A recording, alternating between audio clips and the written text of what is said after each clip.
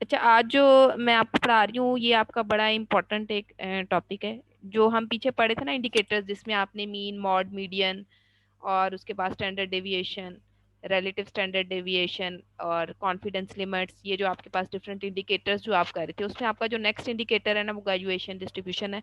इसका एक और नाम जो है वो नॉर्मल डिस्ट्रीब्यूशन ऑफ डाटा भी है। ठीक है, अब सबसे पहले तो आप इसका एक इंट्रोडक्शन ले लें कि ये आपके पास जो है वो क्या चीज़ है। अच्छा, ये जो आपके पास ग्रेजुएशन डिस्ट्रीब्यूशन होती है, ठीक है, मेनली आपने इसको सीखना जो है वो एक्सेल पे ही है। मैं सिर्फ आपको एक जनरल जो है वो रिव्यू दे देती हूँ। अच्छा, कुछ दिन पहले हम जब अपना टॉपिक डिस्कस कर रहे थे तो हमने बात की थी कि ठीक है, कुछ डाटा जो होता है वो 95% वैलिड होता है।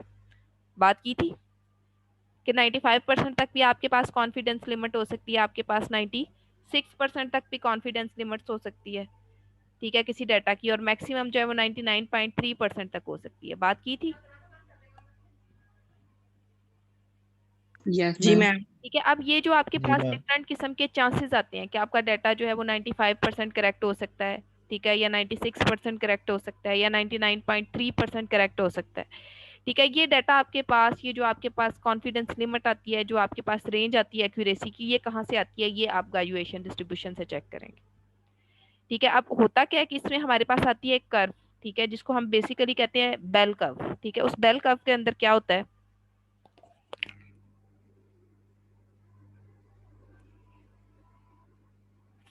आपके पास एक इस तरह का ग्राफ आता है। ठीक है, जो आपके पास इस तरह का ग्राफ होता है ना, इसमें जो आपके पास ये जो हाईएस्ट वैल्यू होती है ना, जो पीक पे आ रही होती है, ये एवरेज वैल्यू होती है। अब आप देखते हैं कि इसके आसपास जो है वो आपके पास कितने एरिया में आपकी जो गिवन रीडिंग्स हैं वो आ रही हैं। ठीक है, समटाइम्स आपकी रीडिंग्स इतने एरिया में आ रही होती हैं, आपकी जितनी भी रीडिंग्स हैं, सपोज अगर आप उसको इस एवरेज के साथ मैच करते हैं, वो इतने एरिया में आती हैं। ठीक है, इसको हम कहते हैं कि ये 65% हो सकता है अगर एरिया इंक्रीज कर जाता है। ठीक है, वो 95% पे चली जाती है, या एरिया आपका यहाँ तक आ जाता है तो 99.3% पे चली जाती है। अब ये आपके पास ये बेल कर्व है क्या, ये कहाँ से आ जाती है, कैसे आप इसको बनाते हैं, आप अपनी रीडिंग से कैसे इससे अपना कॉन्फिडेंस लेवल निकाल सकते हैं, ये आप चेक करेंगे ग्रेजुएशन डिस्ट्रीब्यूशन के थ्रू या फिर नॉर्मल डिस्ट्रीब्यूशन के थ्रू। अच्छा, नॉर्मल डिस्ट्रीब्यूशन में आपने बेसिकली एक्सेल के ऊपर एक इस तरह की कर्व बनानी है, लेकिन कैसे बनानी है वो आज आप जो है वो सीखेंगे कि किस तरह आप अपने डाटा की जो है वो कर्व बना सकते हैं। अच्छा, डाटा की कर्व बनाने से पहले आपको एक टर्म जो है वो अंडरस्टैंड करनी पड़ेगी, जिसको हम कहते हैं हिस्टोग्राम।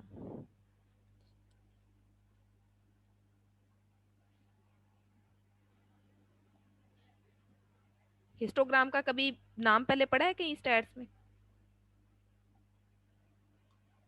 जी जी मैम मैम, पढ़ा पढ़ा हुआ। हुआ ग्राफ बनाते थे इसका। हाँ जी, क्या ये होती क्या है, बेसिक आइडिया क्या है इसका?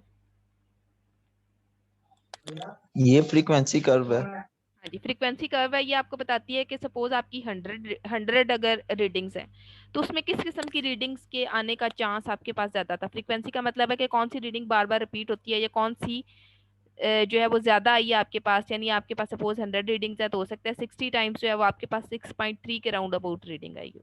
ठीक है, जैसे मैं आपको कहती हूँ कि आप जो है वो कुछ रीडिंग्स ले रहे थे, ठीक है, एक दफा आपके पास रीडिंग आई, आप सपोज जो है वो कोई कंसंट्रेशन डिटरमिन कर रहे हैं, एक दफा आपके पास रीडिंग आई 6.1, एक दफा आपके पास रीडिंग आई 6.27, एक दफा आपके पास रीडिंग आई 6.12, एक दफा आपके पास रीडिंग आई है 5.33, एक दफा आपके पास रीडिंग आई 5.22, या एक दफा आपके पास रीडिंग आई 5.44, एक दफा आई 5.90, ठीक है, एक दफा आपके पास रीडिंग आई 4.99।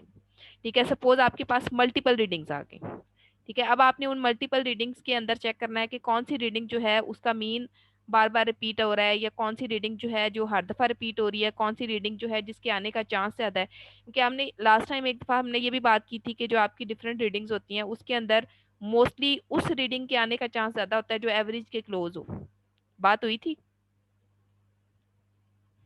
ठीक है, उसके लिए हम क्या करते हैं कि जितना भी आपका डाटा है, आप उसका मीन कैलकुलेट कर लें तो आपको आइडिया हो जाता है कि उस मीन के क्लोज जो भी वैल्यू होगी आपकी रीडिंग्स के अंदर, ठीक है, उसका कॉन्फिडेंस लेवल ज्यादा है, उसके होने का चांस ज्यादा है।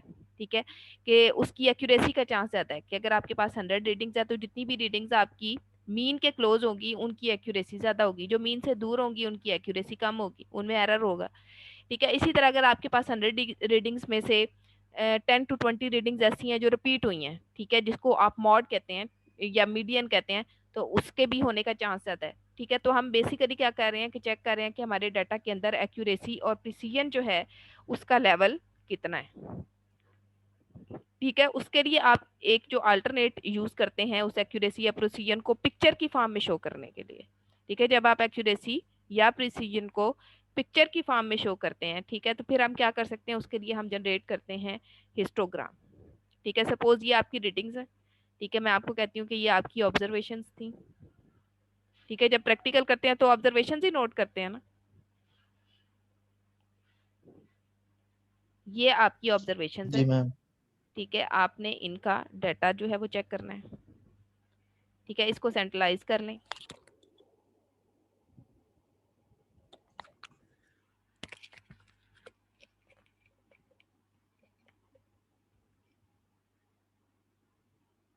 ठीक है, अच्छा अब इसके के साथ आपने क्या करना है, सबसे पहले तो आपने इसके लिए एक लिमिट जो है वो सेलेक्ट करनी होती है। ठीक है, वो लिमिट जो होती है उसको हम कहते हैं बिन रेंज। मैम आपकी आवाज कम आ रही है अब, पहले ठीक आ रही थी। अब सही आ रही है? नहीं मैम, बहुत कम हो गई है। अब अब ठीक है। ठीक है। अच्छा, ये आपके पास जो है ये बिन रेंज आपने एक सिलेक्ट करनी होती है, क्योंकि आपने मोस्टली देखा होगा कि वो जो आपका हिस्टोग्राम होता है ना उसके अंदर एक बार बनी हुई होती है। ठीक है, तो उस बार का एक स्टार्टिंग पॉइंट होता है और एक एंडिंग पॉइंट होता है। स्टार्टिंग और एंडिंग पॉइंट को डिफाइन करने के लिए आपको एक रेंज लेनी पड़ती है जिसको हम कहते हैं बिन। ठीक है, अभी जब आपका हिस्टोग्राम बन जाएगा तो उसके अंदर से मैं ये जो आपकी टर्म है बिन, इसको ज्यादा क्लियर कर दूंगी। ठीक है, क्योंकि जब तक आप उसको को उसकी विजुअल फॉर्म नजर नहीं आएगी आपके लिए थोड़ा सा इसको अंडरस्टैंड करना मुश्किल होगा। अच्छा, बिन लेने के लिए आपने क्या करना है कि जो भी आपका डाटा है ना उसके अंदर से आपने दो वैल्यूज ले लेनी है। ठीक है, वो दो वैल्यूज कौन सी हैं, एक आपकी होगी मिनिमम वैल्यू और एक आपने लेनी है अपने डाटा में से मैक्सिमम वैल्यू। ठीक है, अब इसका आपने जो है वो फर्दर क्या करना है, मिनिमम और मैक्सिमम वैल्यू का। ठीक है, मिनिमम और मैक्सिमम वैल्यू लेने का आपके पास एक्सेल पे एक आसान तरीका है। ठीक है, जिस जगह पे आपने मिनिमम वैल्यू लेनी है वहां पे इक्वल लिखें। इक्वल लिखने के बाद लिखें MIN। ये मिनिमम नजर आ रहा है? ठीक है, इस मिनिमम को आपने जी मैम। क्लिक करना है। उसके बाद जिस रेंज में से आप मिनिमम वैल्यू लेना चाहते हैं उसको सिलेक्ट कर लें। ठीक है, उसके बाद ब्रैकेट को क्लोज करें। ये देखें मिनिमम वैल्यू इसके अंदर ये थी, वो आपके पास आ गई। ठीक है, इसी तरह आपने इसी डाटा के अंदर से मैक्सिमम रेंज लेनी है। इक्वल लिखें MAX, मैक्सिमम आ गया। इसको लें, डाटा सेलेक्ट करें,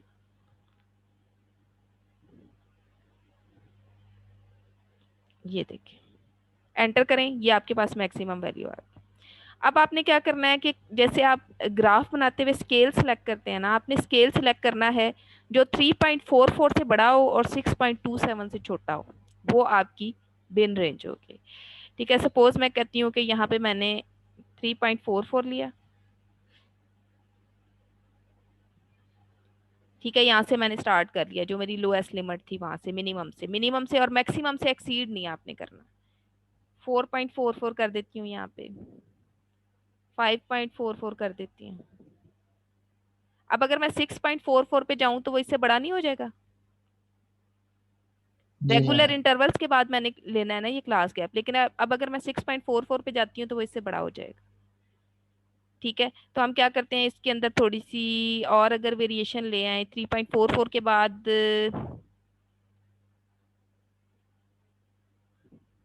चले पहले हम ऐसे करते हैं, नहीं 3 से चेक कर लेते हैं। जब आप ये बिन रेंज सेलेक्ट कर लेते हैं उसके बाद आपको ये मैक्सिमम और मिनिमम की जरूरत नहीं है, इसको बेशक आप डिलीट कर दें। ये सिर्फ आपको बिन रेंज सेलेक्ट करने के लिए चाहिए होता है कि आपकी जो लास्ट बिन रेंज है ना वो मैक्सिमम रेंज से एक्सीड नहीं करनी चाहिए।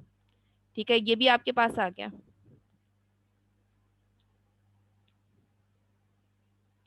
ठीक है, सेलेक्ट कर लिया आपने।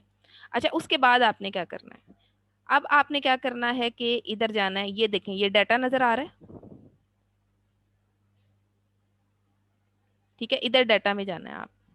डाटा में यहाँ पे एंड पे आपको नजर आएगा डाटा एनालिसिस। ठीक है, डाटा एनालिसिस आप खोलेंगे तो इसमें ये हिस्टोग्राम भी नजर आ रहा है। जी मैम। इस हिस्टोग्राम को आपने सिलेक्ट करना है।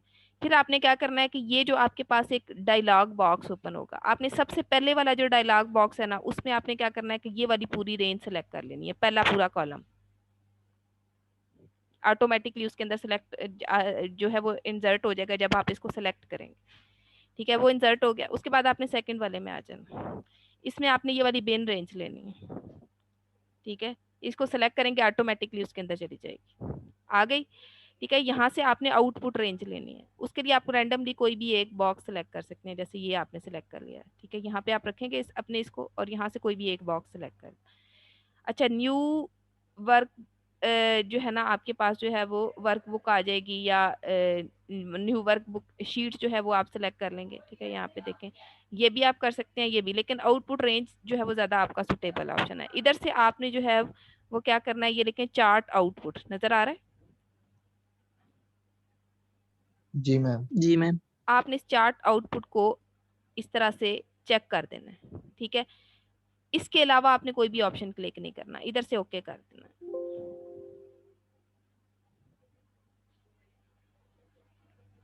अच्छा, यहाँ से कोई चीज़ मिसिंग तो नहीं है, आउटपुट रेंज भी है, चार्ट रेंज भी है। अच्छा, ये लेबल्स। लेबल्स नहीं करने, ये पूरी लिस्ट नहीं उसके अंदर सेलेक्ट हुई, इसको दोबारा से स्टार्ट से एंड तक सेलेक्ट कर लें। अब देखें पूरी होगी,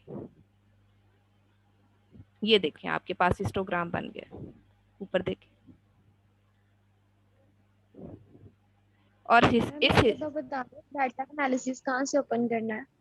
डाटा एनालिसिस आपके पास, ये डाटा खोलेंगे ना, ये ऊपर जहाँ से आपको इंसर्ट पेज लेआउट फार्मूलाज नजर आ रहे हैं, इधर ये डाटा है, डाटा में एंड पे आपके पास डाटा एनालिसिस होगा। ओके जरा, मैम। ठीक है, कुछ लोगों का विजिबल नहीं होगा, जिनका विजिबल नहीं होगा वो मुझे बता दें। ठीक है, उनको विजिबल करना पड़ेगा, उसके लिए एक एडिशनल कमांड है, वो मैं सेंड कर दूंगी। हो सकता है कुछ लोगों को जिनके पास ऑफिस 2013 है, शायद उनका डाटा एनालिसिस विजिबल ना हो,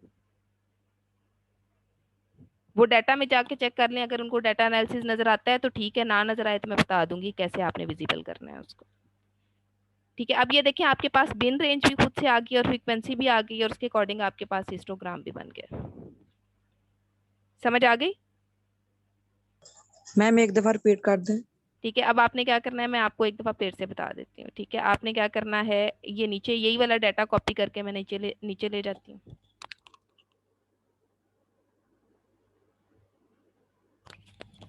मैम जो बिन रेंज है वो ऐसे फाइंड करनी है ना, पूरा कॉलम नहीं ना फिल करना पूरा कॉलम नहीं, आपने क्या या। करना है कि एक, ये असल में ये देखें यहाँ पे आपके पास हिस्टोग्राम में ये जो बार्स बन रही है ना, एक इनकी मिनिमम रेंज और एक मैक्सिमम।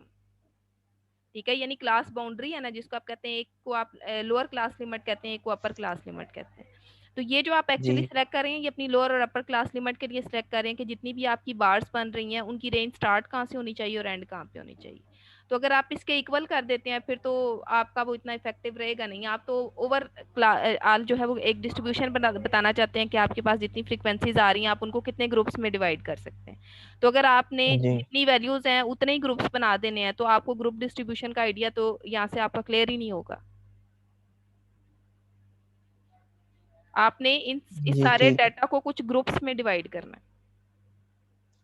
ठीक है, तो अगर आप उतनी ही बिन रेंज बना दें जितने आपके ये ग्रुप्स हैं तो आपका आइडिया क्लेरिफाई नहीं होगा, आपको पता नहीं चलेगा। इसका तो मतलब ये है कि जितनी रीडिंग्स है उतने ग्रुप्स हैं, तो उतने ग्रुप्स तो आपके पास पहले ही थे।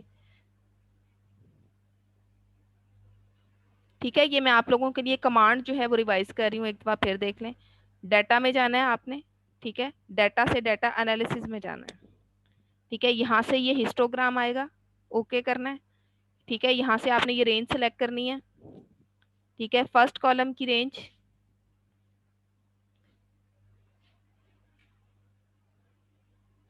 ठीक है, उसके बाद सेकंड कॉलम की रेंज। ठीक है, उसके बाद आपने लेबल्स को नहीं इंसर्ट करना, लेबल को आपने बिल्कुल चेक नहीं करना, आउटपुट रेंज सेलेक्ट करनी है और एंड पे ये चार्ट आउटपुट ओके करना है। ठीक है, तो आपके के पास यही वाला ग्राफ जो है वो दोबारा आ जाएगा। नजर आ रहा है। कमांड चेक कर लिए।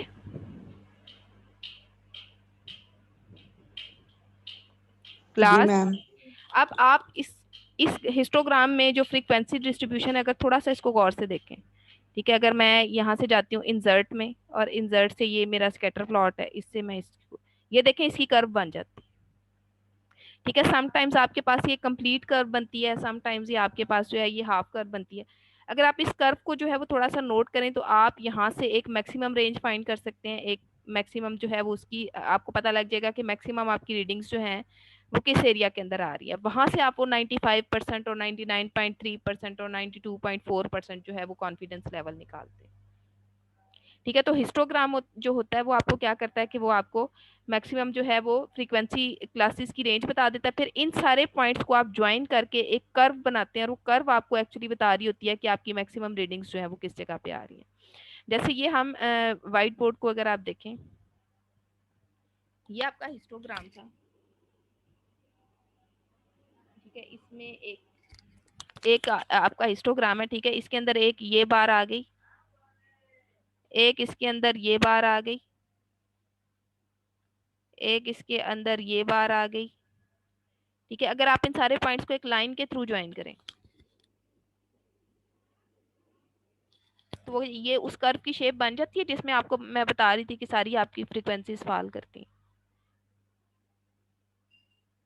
मैक्सिमम जी हाइट मैम। तक, ठीक है। तो ये आपकी जो कर्व है मेनली ये आपको बताती है अगर इतने एरिया में आपकी मैक्सिमम फ्रीक्वेंसीज आ रही हैं तो आपकी जो कॉन्फिडेंस लिमिट है वो 65%।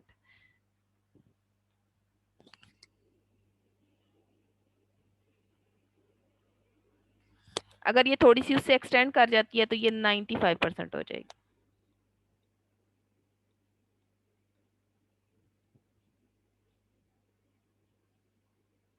ठीक है। तो ये जो आपके पास इस तरह की फ्रीक्वेंसी डिस्ट्रीब्यूशन से कर्व्स आती हैं, ये आपको बताती हैं कि आपका मैक्सिमम डाटा जो है कितने परसेंट डाटा जो है 95% डाटा जो है वो क्लोज टू मीन और एक्यूरेसी है, या आपका 99.3% डाटा क्लोज टू मीन और एक्यूरेसी है, या मीन के अराउंड आपके डाटा की क्या डिस्ट्रीब्यूशन। अब अगर आपको हिस्टोग्राम बनाना पड़े डाटा का, बना लेंगे? जी मैम बना लेंगे। अगर ओरिजिन के करीब आता जाए तो उसकी एक्यूरेसी ज्यादा होती जाएगी। इस ओरिजिन के करीब जी मैम, ये असल 65 में आपने लिखा हुआ है। असल में एक चीज मैं आपको और यहाँ पे क्लेरिफाई कर देती हूँ जो आपके इस क्वेश्चन का आंसर है।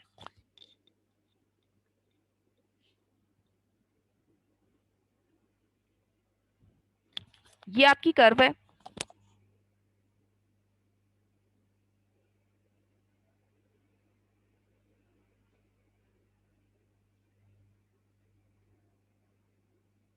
अगर आपका मैक्सिमम डाटा इस जगह पे आ रहा है, ये जो मैंने दरमियान में शो किया है, ठीक है, तो ये जो जी दरमियान मैम। वाला डाटा होता है ना, ये एवरेज शो करता है।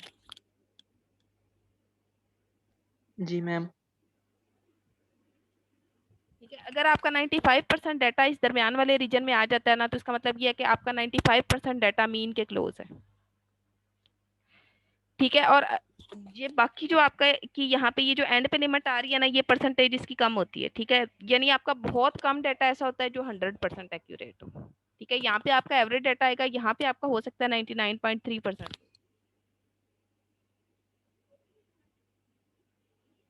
लेकिन इसकी जो आपके पास क्वांटिटी होगी ना, यानी आपकी ऐसी रीडिंग्स जो 99.3% जो है वो एक्यूरेट हैं, वो बहुत कम होंगी, ठीक है। तो ज्यादा आपका डाटा जो है वो एवरेज वाले एरिया के अंदर फॉल कर रहा होगा। तो ये जो सेंट्रल पार्ट है ना, ये एवरेज को रिप्रेजेंट करता है।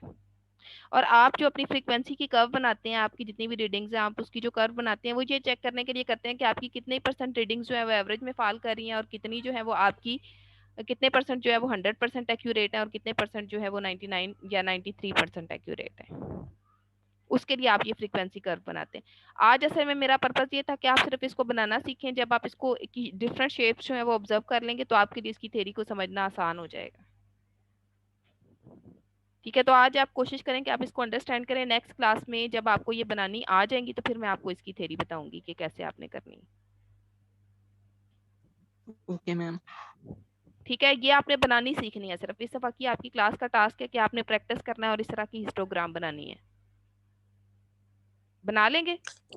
मैम एक ओके क्वेश्चन मैम। है, हाँ जी। ये सारा डाटा पुट करके टास्क बार में, तो ये जो ऊपर आपने बिन और साथ फ्रीक्वेंसी ये ऑटोमेटिक आ जाएगी, वो भी हमें निकालनी पड़ेगी? ये वाली फ्रीक्वेंसी, जी ये वाली। ये वाला बॉक्स उसने ऑटोमेटिक जनरेट किया है, मैंने तो सिर्फ ये वाली रीडिंग्स पुट की थी।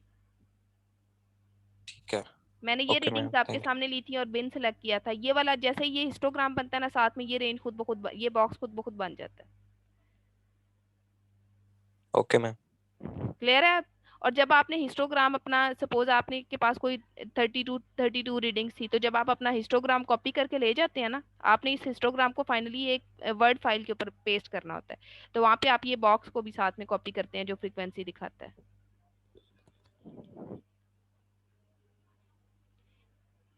क्लियर हो गया? अब ये बॉक्स आपको क्या बता रहा है कि आपकी कितनी रीडिंग्स जो है वो इस फ्रीक्वेंसी, इस बिन रेंज में आ रही थी, कितनी इस बिन रेंज में आ रही थी और कितनी इस बिन रेंज में आ रही थी। हो गया? मैम जी आपने पहले वो मिनिमम और मैक्सिमम वो वाला नहीं ना, हमने कमांड एंटर करनी? वो आपने जो, अगर आपका डाटा ह्यूज है तो डेफिनेटली आपको एक एक वैल्यू को देख के डिसाइड करना कि आपकी मिनिमम वैल्यू कौन सी और मैक्सिमम कौन सी है, वो डिफिकल्ट होगा।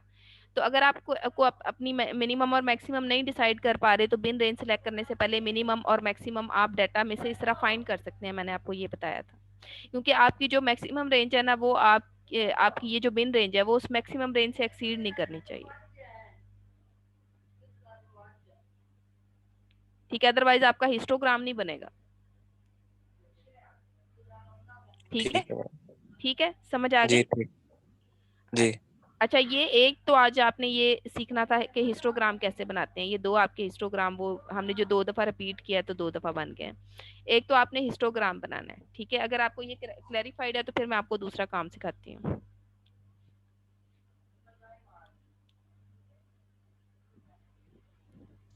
नहीं मैम ये ठीक है, इसकी प्रैक्टिस करेंगे तो फिर। ये प्रैक्टिस आपने करनी है और इसको सीखना है आपने। कुछ बेशक ये मेरे वाली रीडिंग्स लेके ना, इसको ही थोड़ा सा कॉपी करके ट्राई कर लें।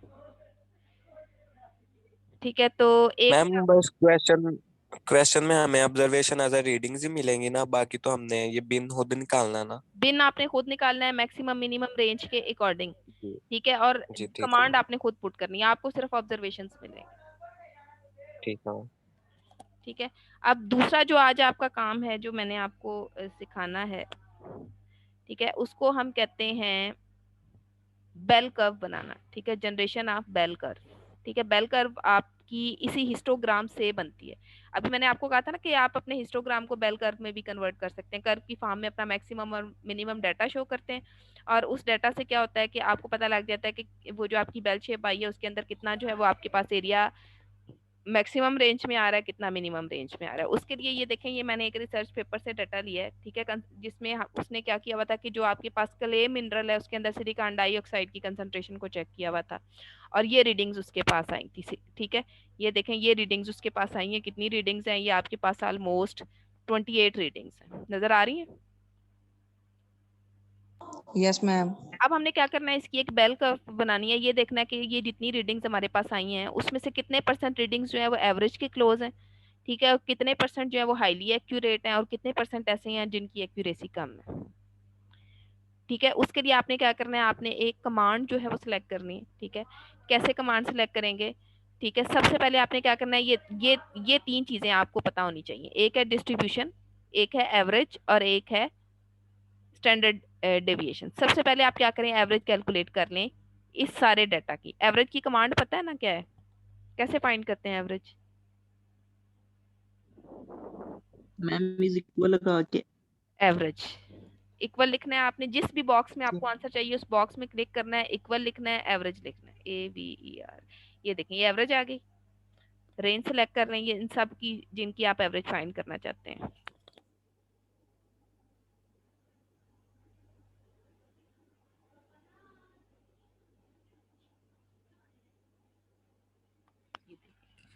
रेंज सेलेक्ट हो गई। सेलेक्ट करने के बाद आपने क्या करना है, इस ब्रैकेट को क्लोज करना, एंटर कर देना। आ गया? एवरेज आ गई। अब आपने क्या करना है, जैसे पहले आपने स्टैंडर्ड डेविएशन फाइंड की थी ना, उस तरह आपने स्टैंडर्ड डेविएशन फाइंड कर लेनी है, STDE। अच्छा, अब इसमें आपको 2 चीजें नजर आएंगी। एक ही आपको नजर आ रहा है STDEVP, इसका मतलब होता है स्टैंडर्ड डेविएशन ऑफ पॉपुलेशन। और नीचे आपको नजर आ रहा है stdevp.s, इसका मतलब है स्टैंडर्ड डेविएशन ऑफ सैंपल। अच्छा, पॉपुलेशन का मतलब ये है कि इसकी पूरी दुनिया में जितनी भी पॉसिबल कंसंट्रेशन है आपको वो सारी पता हो। और इसका मतलब क्या है कि आपने किसी एक जगह से जो डाटा लिया है ना, ठीक है, एक जगह से आपने जो सैंपल लिया है उसके अंदर आपने जो है वो कंसंट्रेशन फाइंड कर लिया, तो आप पूरी दुनिया के जितने भी आपके पास मिनरल्स हैं उसके अंदर से आप सिलिकॉन डाइऑक्साइड की कंसंट्रेशन को फाइंड करके रीडिंग्स ले सकते हैं? No ma'am. नो। तो आप क्या करते हैं कि मोस्टली एक सैंपल सेलेक्ट करते हैं और उसके लिए जो है वो आप क्या करते हैं, किसी एक जगह से आपने मिनरल का एक पीस ले लिया और उसके अंदर आपने एलिमेंटल एनालिसिस कर ली, तो आपने क्या करना है, ये सैंपल वाला जो है ना वो स्टैंडर्ड डेविएशन की कमांड को सिलेक्ट करना है, ठीक है, पॉपुलेशन वाली नहीं, क्योंकि पॉपुलेशन का डाटा आपके पास नहीं होता, आपके पास सैंपल का डाटा ही होता है, ठीक है। आपने ये ले लिया, उसके बाद रेंज सिलेक्ट कर लें।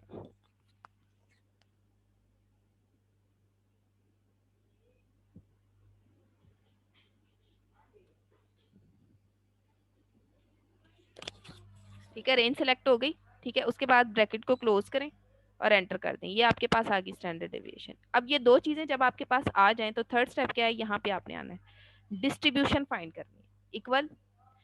अच्छा, एक चीज और, अक्सर क्या होता है कि आपको इन दो बॉक्सेस की जरूरत होती है, लेकिन ये बॉक्सेस आपको ना कमांड लंबी है नजर नहीं आ रहे, तो ये बॉक्सेस मैं थोड़े सेपरेट भी कॉपी कर रही हूँ ताकि इसकी वैल्यूज लिखनी पड़े तो हम लिख सकें।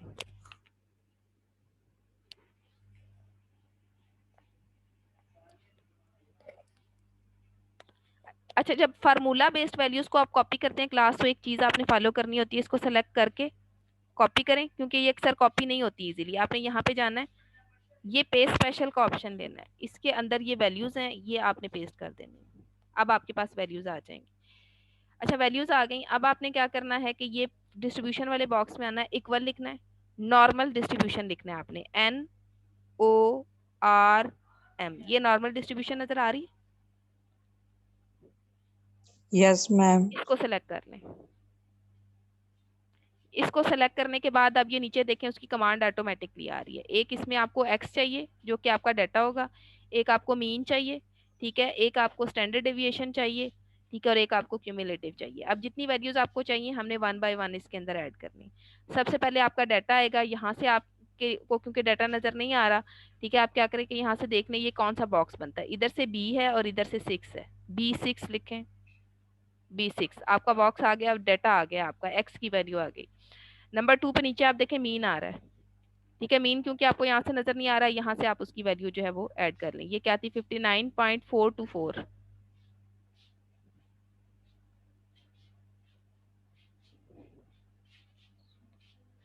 टू फोर 14, ठीक है।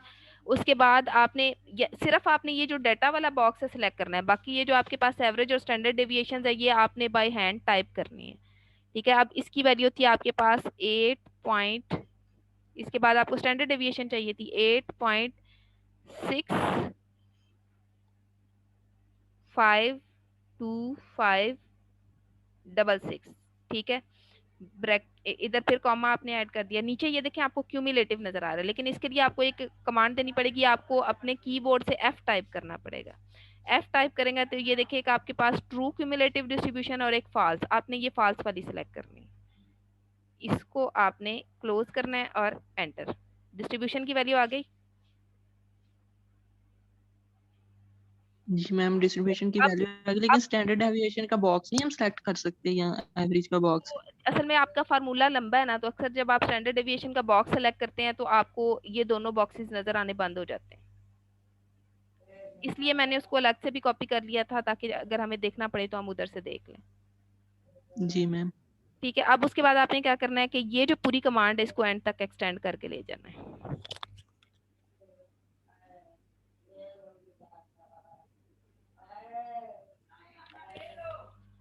ठीक है, सारी वैल्यूज आ गई हैं आपके पास। जी मैम। अब आपने क्या करना है, इस सारे डाटा को, डिस्ट्रीब्यूशन वाले डाटा को आपने सेलेक्ट करना है, इसको बेशक अब आप रेज कर दें, अब क्योंकि जहाँ पे आपने एंटर करना था इससे वो कर लिए। अब आपने ये सिर्फ डिस्ट्रीब्यूशन वाला बॉक्स सेलेक्ट करना है।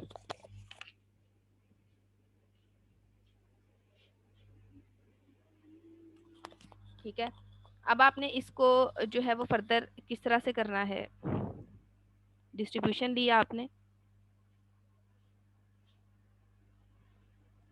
इंसर्ट इधर आपने आना है स्कैटर प्लॉट में और ये वाली कर्व लेनी है। ये देखें, ये आपके पास बेल कर्व आ गया,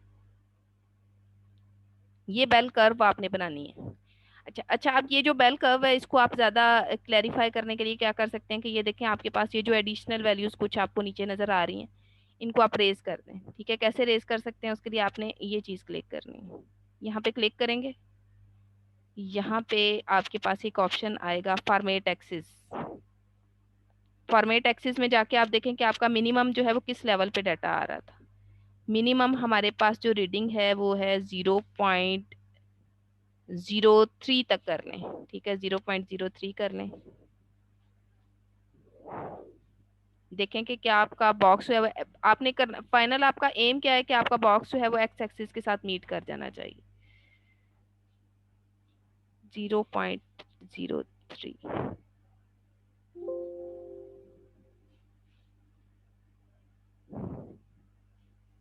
मैम 0.03 तो ऊपर नहीं है। ये देखें 0.0 मिनिमम 0.003 0.003 कर लें। ठीक है, 0.003 करके देख लेते हैं। ठीक है, यहाँ से फॉर्मेट एक्सिस करें।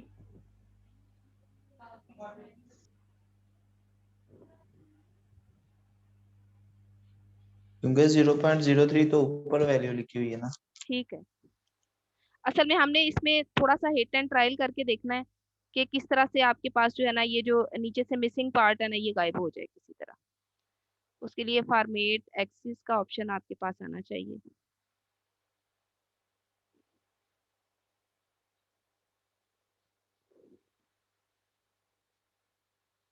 अच्छा, ये समटाइम्स ना आपके पास थोड़ा मुश्किल से आता है ऑप्शन। 0.03 है, इसको अगर हम एक्स एक्सिस को भी थोड़ा सा एडिट करना पड़ेगा, वाई एक्सिस को भी। एक्स एक्सिस को अगर हम थोड़ा सा एडिट करते हैं, यहाँ पे नहीं, असल में सामने आए ना थोड़ा, तो फिर इसको आप एक्यूरेटली कर सकते हैं। इसमें क्योंकि मुझे ओके का ऑप्शन नहीं नजर आ रहा। मूव हेयर का ऑप्शन है मैम। किसका? मूव हेयर, मूव हेयर कहाँ पे है? वो जब आप राइट क्लिक करते हैं तो फिर आता है।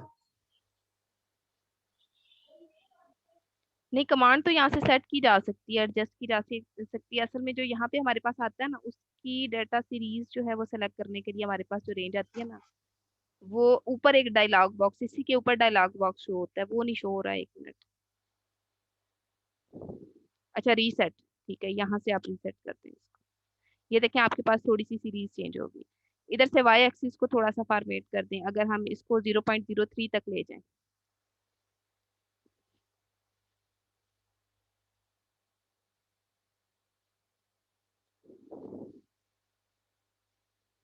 ठीक है, और एंटर कर दें। ये देखें आपके पास थोड़ी प्रॉपर फॉर्म बन गई है।